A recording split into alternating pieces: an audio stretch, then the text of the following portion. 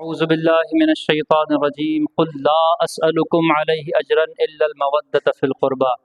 اس آیت کو اور مفہوم کو یاد کر لیجیے۔ جب بھی کوئی ہم کو اہل بیت کی محبت سے دور کرتا دکھے اور ہمارا دل خدا ناخواستہ کچھ راغب ہو تو یہ آیت اور اس کا مفہوم ذہن میں لا لیجیے، اللہ اس فتنے سے محفوظ رکھے گا انشاءاللہ۔ حسین سچا، حسین اعلیٰ، حسین اشرف، حسین برتر، یزید جھوٹا، یزید اسفل، یزید ارذل، یزید کمتر، حسین مسلم، حسین مومن، حسین عالم، حسین عادل، یزید مرتد، یزید ملحد، یزید جاہل، یزید قاتل، حسین صادق، حسین ابیض، حسین مصلح، حسین صابر، یزید کاذب، یزید اسود، یزید مفسد، یزید جابر، حسین مثبت، حسین کامل، حسین داخل، حسین عاقل، یزید منفی، یزید ناقص، یزید خارج، یزید باطل۔ یہی کرشمہ ہے سچ کا واصف، یہی کرامت ہے کربلا کی، شہید کر کے یزید فانی، شہید ہو کر حسین باقی۔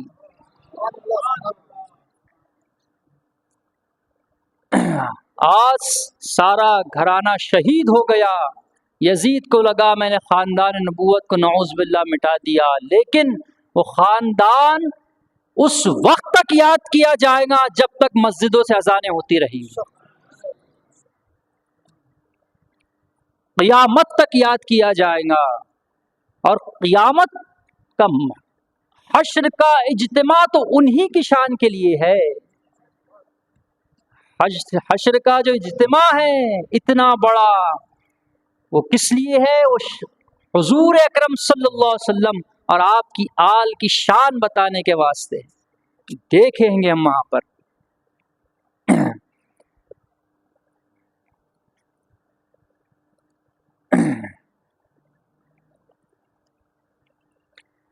جب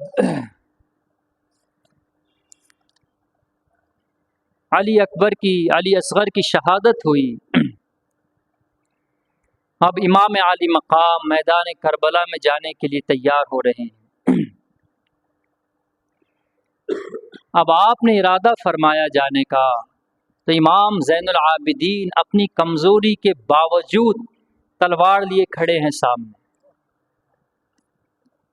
اور امام علی مقام کی خدمت میں آ کر کہا بابا جان میرے ہوتے آپ میدان میں مت جائیے، مجھے اجازت دیجیے۔ آپ نے گلے سے لگایا اور کہا بیٹا میں تمہیں کیسے اجازت دوں، تم بیمار ہو، اور علی اکبر، علی اصغر، قاسم سب شہید ہو گئے، خواتین کے لیے کوئی چاہیے جو ان کی حفاظت کے لیے رہے، تم خواتین کے واسطے رہ جاؤ، ان کو مدینہ لے جانا پڑے گا، ان کے ساتھ کوئی ہونا چاہیے، اور پھر تمہیں سے تو میری نسل کا سلسلہ چلے گا، حسینی سادات تمہیں سے چلیں گی بیٹا۔ امام زین العابدین کو تمام خواتین نے اور امام علی مقام نے روکا، وہ ان کو چکر آ رہے تھے جب کھڑے رہ رہے، آپ کو لے جا کر خیمے میں لٹا دیا۔ اب امام علی مقام نے اپنا سامان نکالا جنگ کا، اور وہ جنگ کا سامان کیا تھا؟ اپنی اسلاف کی یادگار تھی سب۔ حضور اکرم صلی اللہ علیہ وسلم کا عمامہ سر پہ رکھا، اور سید الشہداء حضرت امیر حمزہ کی ڈھال لی، اور ذوالفقار حیدری آپ نے اٹھائی، اور حضرت جعفر طیار کا نیزہ لیا، یعنی اکیلے امام علی مقام اپنے ساتھ تمام کو لے کر چلے، آپ کے ساتھ سرور کائنات، آپ کے ساتھ حضرت امیر حمزہ، جعفر طیار اور مولا علی۔ اور جب خواتین نے منظر دیکھا تو رو پڑی، آنکھوں سے آنسو جاری ہو گئے، آپ نے صبر کی تلقین کی، اور کہا کہ کبھی زبان پر شکایت نہیں لانا، ہمیشہ صابر و شاکر رہنا، سب کو نصیحت کی، اور آپ ذوالجناح پر بیٹھے حضور اکرم صلی اللہ علیہ وسلم کے گھوڑے پر، اور پھر آپ جب گھوڑے پر بیٹھے اور گھوڑے کو ایڑ لگائی میدان میں جانے کے لیے، تو گھوڑا آگے نہیں بڑھ رہا تھا، آپ نے اور اس کو ایڑ لگائی کہ گھوڑا آگے بڑھ جائے، آگے نہیں بڑھ رہا تھا۔ آپ نے کہا تجھے کیا ہوا ہے؟ سب چلے گئے، مجھے لے کر چل میدان میں، گھوڑا آگے نہیں بڑھ رہا ہے، بار بار نیچے کی طرف دیکھ رہا ہے۔ آپ نے جب تھوڑا جھک کر دیکھا تو دیکھا گھوڑے کی ٹانگوں سے سکینہ لپٹی ہوئی، اور کہہ رہی ہے کہ ذوالجناح بابا کو میدان میں مت لے کر جانا، کہ وہاں جو گیا ہے واپس نہیں آیا، علی اکبر گئے واپس نہیں آئے، علی اصغر گئے واپس نہیں آئے، تو بابا کو مت لے کر جا۔ لپٹی ہے سکینہ، رو رہی ہے۔ حضرت سکینہ کی عمر کیا تھی؟ 7 برس، رو رہی ہے۔ آپ گھوڑا آگے نہیں بڑھ رہا ہے۔ امام علی مقام اترے، حضرت سکینہ کو گود میں لیا اور خیمے میں آئے۔ یہاں پر ایک واقعہ ہوا کہ جب آپ حضرت سکینہ کو لے کر خیمے میں آئے تو ایک سانڈنی سوار آتا دکھائی دیا، وہ آپ کے خیمے کے پاس آیا اور اس نے کہا میں حضرت صغرا کا قاصد ہوں۔ حضرت صغرا امام علی مقام کی ایک بیٹی جو مدینہ منورہ میں تھی، اور وہ حضرت صغرا کا خط امام علی مقام کو دیا کہ آپ کی بیٹی صغرا کا خط لایا ہوں۔ امام علی مقام نے خط لے کر خیمے میں گئے اور پھر خط پڑھ کر سنایا۔ وہاں پر وہ حضرت صغرا کا خط تھا، لکھا تھا بابا جان آپ گئے تو مجھے بھول ہی گئے، مجھے آپ کی یاد آتی ہے، میں بیمار ہوں، مجھے علی اصغر کی یاد آتی، سب شہید ہو گئے، مجھے عون و محمد کی یاد آتی ہے، علی اصغر کی یاد آتی ہے، مجھے بھائی جان علی اکبر کیسے ہیں؟ وہ خط میں سب مضمون لکھا ہوا ہے، آپ کب آ رہے ہیں مدینہ؟ مجھے پورے خاندان کی یاد ہے، اور پورا خاندان شہید ہو گیا۔ اب امام علی مقام جا رہے تھے، حضرت صغرا نے کہا آپ نے تو وعدہ کیا تھا کہ واپس آئیں گے، مجھے بیمار چھوڑ کر گئے، آپ کب واپس آ رہے ہیں؟ حضرت صغرا کا پڑھ کر سنایا تو خیمے میں واویلا مچ گیا، سب رونے لگ، کیسا نہیں روئیں گے، وہ بھی تو اپنے سینے میں دل رکھتے ہیں۔ حضرت صغرا کا خط آپ نے حضرت زینب کے پاس دیا، اور اس جو قاصد تھا اس سے کہا کہ صغرا کا خیال رکھنا۔ اس نے کہا ایسا حالات ہے، میں آپ کو چھوڑ کر نہیں جاؤں گا، میں لڑوں گا۔ تو کہا نہیں، تمہیں صغرا تک پیغام پہنچانا پڑے گا، تم جاؤ۔ اس کو بھیجا آپ نے، وہ پھر حضرت صغرا کے پاس واپس مدینہ جانے کے لیے تیار ہو گیا، اور ادھر امام علی مقام نے حضرت سکینہ کو حضرت زینب کے پاس دیا، اور پھر میدان کربلا میں پہنچے، اور پھر وہاں پہنچ کر آپ نے اتمام حجت کے لیے ایک تقریر فرمائی۔ آپ نے جو کچھ کیا وہ اتمام حجت کے لیے، یعنی اس لیے کہ لوگ یہ نہ کہے کہ ہمیں بتایا نہیں گیا تھا، کوئی گنجائش نہیں چھوڑی گئی جناب، کوئی گنجائش نہیں چھوڑی گئی۔ امام علی مقام نے علی اصغر کے وقت جنگ شروع کرنے سے پہلے جب شہید ہو گئے اس علی اصغر کے وقت آپ نے سمجھایا، اور جب خود میدان میں گئے تب آپ نے تقریر کی اور سمجھایا، اور کہا کہ تم مجھے نہیں پہچانتے، میں کون ہوں، میں کس رسول کا نواسا ہوں؟ کیا تم نے حضور کا ارشاد نہیں سنا کہ جس نے حسن و حسین سے دشمنی کی اس نے مجھ سے دشمنی کی، اور جس نے مجھ سے دشمنی کی اس نے خدا سے دشمنی کی؟ اے یزیدیوں، اللہ سے ڈرو اور میری دشمنی سے باز آ جاؤ۔ اگر واقعی خدا اور اس کے رسول پر ایمان رکھتے ہو تو ذرا سوچو کہ خدا کو کیا جواب دو گے، رسول کو کیا منہ دکھاؤ گے؟ بے وفاؤ، تم نے ہی مجھے خطوط لکھ کر بلایا، اور یہاں جب میں آیا تم اپنے وعدے سے پھر گئے، میرے ساتھ ایسا برا سلوک کیا، میرے نوجوان بچوں کو، معصوم بچوں کو تم نے شہید کیا، میرے تمام ساتھیوں کو شہید کر دیا، اب میرے خون کے پیاسے ہو، اپنے رسول کا گھر ویران کرنے والوں۔ اگر قیامت پر ایمان رکھتے ہو اور اپنے انجام پر غور کرتے ہو تو اپنی آخرت پر نظر ڈالو، پھر یہ سوچو میں کون ہوں، کس کا نواسا ہوں، کس کا بیٹا ہوں، میری والدہ کون ہے۔ اور امام علی مقام نے ان کے سامنے ساری چیزیں رکھ دی، سب رکھ دیا، ساری چیزیں بتا دی، لیکن ان کے دل پتھر تھے، مہر ہو گئی تھی دلوں پر، ان کے سامنے دنیا تھی۔ آپ نے اتمام حجت کیا یہ کہ جان لو کیا ہو رہا ہے، سمجھ لو۔ آپ ان سے اپنی جان کی نعوذ باللہ من ذالک امان نہیں طلب کر رہے تھے، آپ کوئی گوشہ نہیں چھوڑ رہے تھے کہ قیامت کے دن یہ دعویٰ نہ کرے ہم کو بتایا نہیں گیا۔ ہمارے لیے بھی نصیحت ہے کہ جان لو، ہمارے سامنے قرآن، اس کی آیتیں، احادیث، حضور کا فرمان، صحابہ، ان کے اقوال، ان کے اعمال، تابعین، ان کے اقوال، ان کے اعمال، ساری چیزیں ہیں اہل بیت کے بارے میں، کہ جان لو کہ تم کس کے بارے میں کیا بول رہے ہو، سمجھ لو۔ حشر کے دن کوئی عذر کام نہیں آئے گا کہ مولا ہم کو کہیں ملا نہیں، کہیں کچھ دکھا نہیں، ہمیں کس نے کچھ بتایا نہیں، ہمیں اہل بیت کی محبت کا پتہ نہیں تھا، کچھ کام نہیں آنے والا۔ ساری چیزیں صاف رکھی گئی ہے۔ اب بھی اگر تم نہیں سدھرے تو پھر اپنا انجام خود دیکھ لو، خود طے کر لو۔ اور امام عالی مقام نے جب دیکھا کہ بدبخت میرے قتل کا وبال اپنی گردن پر ضرور لیں گے اور میرا خون بہانے سے باز نہیں آئیں گے، تو آپ نے فرمایا اب تم لوگ جو ارادہ کرتے ہو پورا کرو، اور جسے میرے مقابلے کے لیے بھیجنا چاہتے ہو بھیجو۔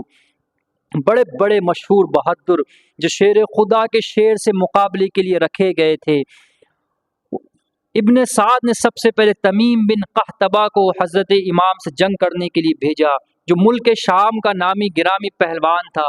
وہ غرور میں بھرا ہوا امام علی مقام کے سامنے آیا اور پہنچتے ہی آپ پر حملہ کرنا چاہا۔ ابھی اس کا ہاتھ حملے کے لیے اٹھا ہی تھا کہ شیر خدا کے شیر نے ذوالفقار حیدری کا ایسا جچا تلا وار کیا کہ اس کا سر جسم سے اڑا دیا۔ پھر یزید البطحی بڑے کر و فر کے ساتھ آگے بڑھا اور چاہا کہ امام کے مقابلے بہادری کا جوہر دکھا کر یزیدیوں کی جماعت میں اپنا انعام حاصل کرے۔ آپ کے سامنے پہنچ کر ایک نعرہ مارا اور کہا کہ شام و عراق کے بہادران کوہ شکن میں میری بہادری کا غلغلہ ہے۔ وہ یزیدی اپنی ڈینگے مار رہا تھا کہ میں روم و مصر کا بڑا بہادر ہوں، میری شجاعت کا لوہا مانتے ہیں، میرے سامنے کسی کی ٹکنے کی طاقت نہیں۔ تو امام علی مقام نے کہا شاید تو مجھے نہیں پہچانتا، تو مجھے نہیں جانتا، میری رگوں میں ہاشمی خون دوڑتا ہے، میں فاتح خیبر شیر خدا کا بیٹا ہوں، میں علی مشکل کشا کا شیر نر ہوں، تم جیسے نامردوں کی میرے سامنے کوئی حقیقت نہیں۔ اور پھر وہ شامی جوان بہادر پہلوان جب امام علی مقام پر وار کیا، آپ نے اس کے وار کو بیکار کر کے ایسا جھپٹ کے وار کیا کہ کھیرے کی طرح کٹ گیا۔ اور پھر بدر بن سہیل یمنی اس منظر کو دیکھ کر امام علی مقام کے مقابلے آیا اور اپنے بیٹوں کو بھیجا۔ اس کے بیٹے جب امام علی مقام کے مقابلے آئے، امام علی مقام نے اس کے بیٹوں کو ایک ایک کر کر موت کے گھاٹ اتار دیا، ان میں سے کوئی زندہ نہیں بچا۔ کسی کو نیزے پر اٹھا کر ایسا پٹکا کہ اس کی کمر ٹوٹ گئی۔ آپ نے وہ بہادری کے جوہر دکھائے کہ فردن فردن جو آتا گیا وہ جہنم واصل ہوتا گیا، جو فردن آتا گیا وہ جہنم واصل ہوتا گیا۔ پھر وہی بزدلانہ حملہ ہوا، سب نے یکبارگی حملہ کیا۔ میں پھر وہ حضرت عباس کی شان میں جو شعر پڑھا تھا تقاضے کے مطابق امام عالی مقام کی شان میں وہ شعر پڑھوں گا کہ آپ کا وہ منظر شاعر نے کیا حضرت عباس اور امام عالی مقام کا کیا نظم کیا ہے، کہا ہے کس شعر کی آمد ہے کہ رن کانپ رہا ہے، رن ایک طرف چرخ کہن کانپ رہا ہے، رستم کا بدن زیر کفن کانپ رہا ہے، ہر قصر سلاطین زمن کانپ رہا ہے، شمشیر بکف دیکھ کے حیدر کے پسر کو جبریل لرزتے ہیں سمیٹے ہوئے پر کو، جس سمت چلا تیغ اٹھائے وہ بہادر، سب طائر ارواح اڑے جسموں سے پر پر، دہشت سے تھا ہر ایک گرو بھولے ہوئے گر، تھا تیغ کی جھنکار میں پنجم کا عجب سر، آواز یہی اہل دغا دیتے تھے بھاگو، سب رات پہاڑی میں صدا دیتے تھے بھاگو، کہ شیر کا میدان میں اترتا ہے جگر بن، آدھا پہ کیا موت نے ہر زیست کا در بن، منہ کھولے ہیں حیرت سے زبانیں ہیں مگر بن، لشکر ہوا نظروں میں دلاور کی نظر بن، توبہ کا نہ در رحمت عالم کا کھلا ہے، سب بند ہے بس رستہ جہنم کا کھلا ہے، تلوار سے ڈر ڈر کے نڈر بھاگ رہے تھے، تھی موت ادھر رن میں جدھر بھاگ رہے تھے، بھاگا نہیں جاتا تھا مگر بھاگ رہے تھے، جلدی میں بدن چھوڑ کے سر بھاگ رہے تھے، سانس ان کے رکے تھے جو میدان میں رکے تھے، زندوں کی یہ حالت تھی کہ مردوں میں چھپے تھے، کہتی تھی اجل دشت سے بے جان سمیٹو، یہ ہاتھ یہ سر جسم یہ دندان سمیٹو، اے زخمیوں بکھرے ہوئے اوسان سمیٹو، گھر جاؤ میری مال و سامان سمیٹو، مرتے ہو جوانی میں عجب ذوق ہے تم کو، کیا خودکشی کرنے کا بہت شوق ہے تم کو، یعنی امام عالی مقام کی تلوار کی وہ جھنکار تھی کہ بڑے جتنے مورخوں نے لکھا ہے، جتنے کتاب میں ان کا واقعہ ذکر ہے کہ آپ جدھر حملہ کرتے ادھر یزیدی لشکر کے کشتے کے پشتے لگا دیتے، میمنہ پر حملہ کرتے تو اس کو چیرتے ہوئے نکل جاتے، میسرہ پر حملہ کرتے اس کو چیرتے ہوئے نکل جاتے، لشکر کے سپہ سالار لشکر کے آخر میں جا کر کھڑے ہو گئے تھے، اور یزیدی لشکر یہ بات قبول کرنے پر تیار ہو گیا تھا کہ علی کے شیر پر اگر پانی بند نہ کیا جاتا تو 22,000 کے قدم اکھڑ جاتے، یہ ماننے پر تیار ہو گیا تھا وہ، کیونکہ وہ ذوالفقار حیدری میں علی کی طاقت تھی، وہ حسین کا ہاتھ نہیں علی کا ہاتھ تھا، اور علی کا ہاتھ قدرت کا ہاتھ ہے،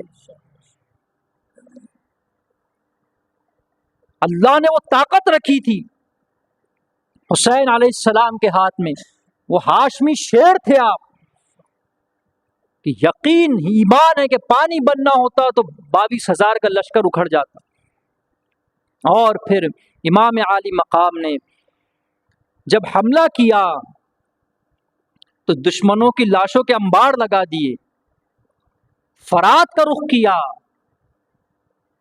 جب فرات کا آپ نے رخ کیا تو عمر سعد نے کہا کہ امام حسین کے حلق میں اگر پانی کا قطرہ پہنچ گیا تو پھر تمہاری بیویوں کو بیوار بچوں کو یتیم ہونے سے کوئی نہیں بچا سکے گا، اس نے چال چلی، اس نے یہ کیا کہ ایک دستے کو خیمہ حسین کی طرف حملہ کرنے بھیج دیا کہ حسین فرات سے اپنا رخ موڑ لے، اور کہا حسین اگر تم نے فرات سے رخ نہیں موڑا تو پھر خیموں پر حملہ کر دیا جائے گا، حسین نے کہا نامرد، حسین کے ہوتے یہ ہو نہیں سکتا کہ خاندان نبوت کی عورتوں پر کوئی آنکھ اٹھا کر دیکھ لے، آپ نے فرات سے رخ موڑا اور خیموں کی طرف جو دستہ جا رہا تھا اس کی طرف لپکے اور اس کو پھر کھدیڑ کے رکھا،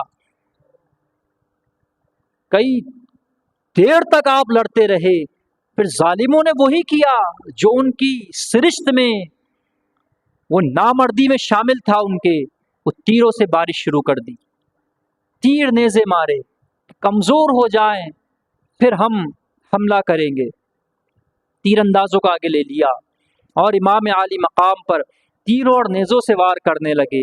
ایک تیر آپ کے پیشانی میں آ کر لگا، آپ نے اس کو نکالا تو خون کا فوارہ پھوٹ پڑا۔ آپ کا گھوڑا ذوالجناح تیروں سے زخمی ہو گیا تھا، اور امام عالی مقام نڈھال ہو کر زخموں سے، آپ کے زخم پر تیر تلوار نیزوں کے 72 زخم آئے تھے، 72 زخم آئے تھے۔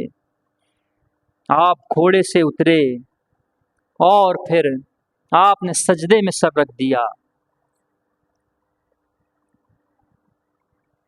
اور پھر ایک شقی القلب آپ کے اوپر آیا اور پھر اس نے امام عالی مقام کے سر اقدس کو آپ کے تن سے جدا کر دیا۔ انا للہ و انا الیہ راجعون۔ اور امام عالی مقام شہید ہو گئے۔ یہ وہ مرحلہ تھا کہ اللہ کی تمام مخلوقات دم بخود تھی، جنات فرشتے سب حیرت میں تھے کہ کیا ہو رہا ہے، اور امام عالی مقام کے صبر و رضا کو سلام کر رہے تھے۔ اور پھر ان بدبختوں نے اسی پر بس نہیں کیا، اس شہداء کے انہوں نے کپڑے بھی اتار لیے۔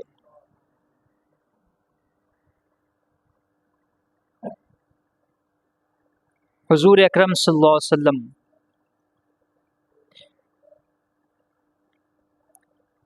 کو حضرت عبداللہ بن عباس نے خواب میں دیکھا کہ حضور اکرم صلی اللہ علیہ وسلم کے پورے چہرے انور پر مٹی لگی ہوئی ہے، آپ کے چہرے پر خون لگا ہوا ہے، اور ایک ہاتھ میں شیشی ہے جس میں خون بھرا ہوا دکھ رہا ہے۔ تو کہا یا رسول اللہ یہ کیا ہوا ہے؟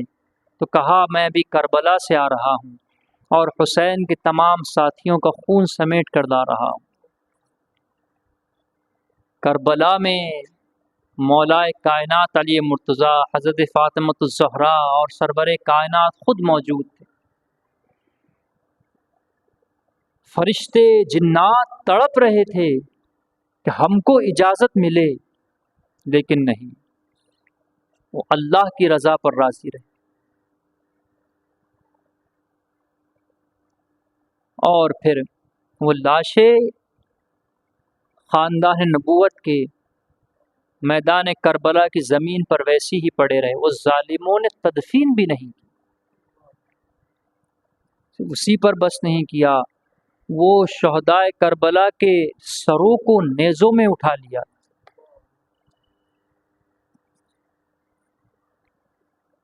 اور حیرت تو اس بات پر ہوتی ہے کہ محرم میں دل سے بولیے کیا یہ چیزیں ذکر نہیں ہونی چاہیے؟ کیا ممبروں سے یہ بولا جائے کہ محرم میں شادی کر سکتے ہیں؟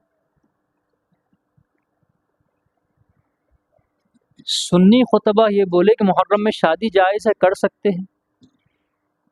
اللہ ان کو وہ دن دکھائے کہ ان کے گھر میں جوان میت ہو، پھر وہ بولے کہ جس دن میرے جوان بیٹے کا انتقال ہوا اس دن دوسرے بیٹے کی شادی کروں گا اسی تاریخ۔ ایسا بولنے والوں کیا ظالم 10 دن نہیں رک سکتے؟ 10 دن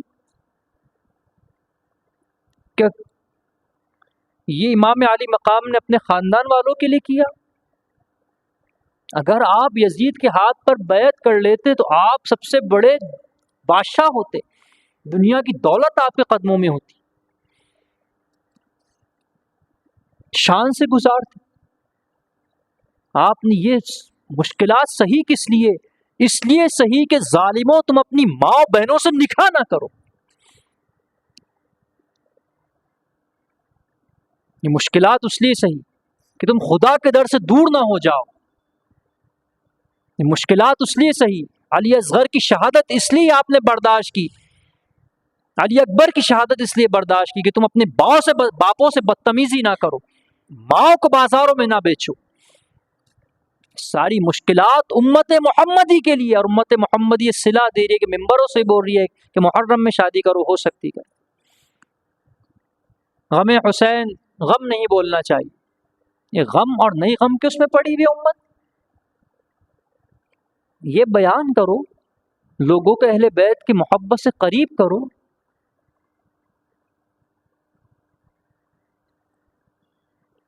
جو اتنے بڑے بڑے اماموں پر شیعہ ہونے کا فتویٰ جو لگا، ان کے اہل بیت کی محبت کا اندازہ کریے نا آپ، کہ بس وہ ایک بار بیان کرتے تھے اور بیٹھ جاتے تھے. ایسا تھا کہ اتنے ہونے پر شیعہ ہونے کا فتویٰ لگا اتنی سی بات پر؟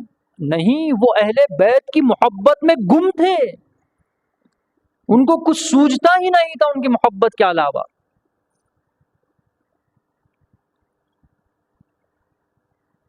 امام اعظم ابو حنیفہ جن کے تعلق سے کہا گیا کہ سریا میں اگر علم ہوگا تو وہاں سے لے کر آ جائیں گے، وہ کہتے ہیں کہ میری زندگی میں اگر وہ 2 سال نہ ہوتے جو 2 سال میں حضرت جعفر کے پاس بیٹھا علم حاصل کیا تو میں ہلاک ہو گیا ہوتا.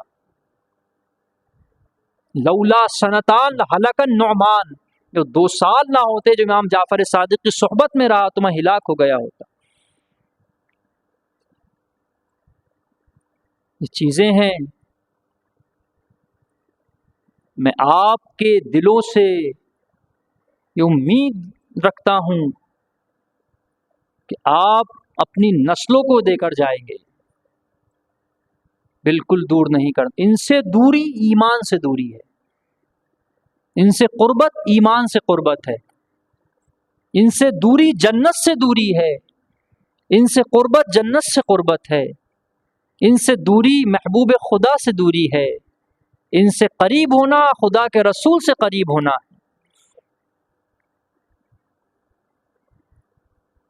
یہ چیزیں ہیں. اس کے بعد جو شہادت کے بعد کے واقعات ہوئے وہ بھی بڑے دل دہلانے والے ہیں.